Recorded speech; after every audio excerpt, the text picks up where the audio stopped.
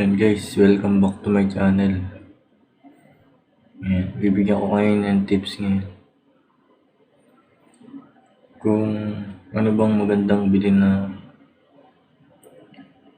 mouse clicker.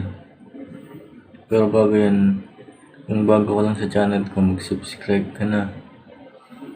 And hit mo na din yung bell icon para ma-update kapag may mga ganitong video ko. Ayan, simulan natin mga kaming.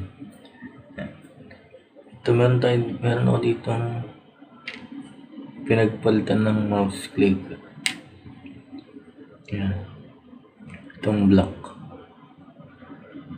And alam naman natin na madalas masira ang mouse. Ito yung pinapalit. Pag kiniklik, nasisira yung click. Yan, hindi maklik. Ito yun.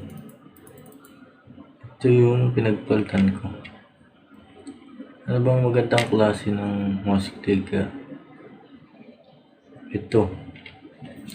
Nasa itong color blue.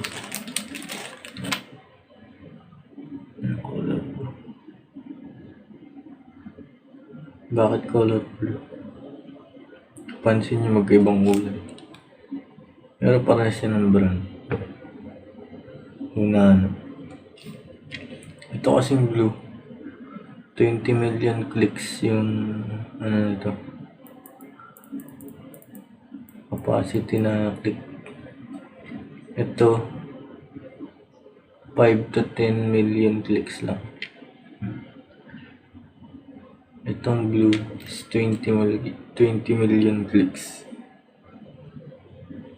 Kaya mas maganda to. Kumbaga sa outlet heavy duty.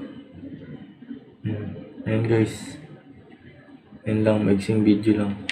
Sana nakatulong o may nakuha kayong technique sa pagbili ng mouse clicker.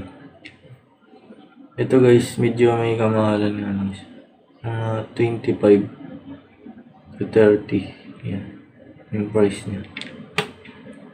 Ito mga ganito, mga 10, 15. Konti lang naman yung pero mas maganda na itong 20 million clicks. Parang pang Matagalan. Yan. Thank you mga kaming. And huwag mo kalimutan mag-subscribe para ma-update ka sa mga ganitong video na gagawin ko. Thank you. God bless.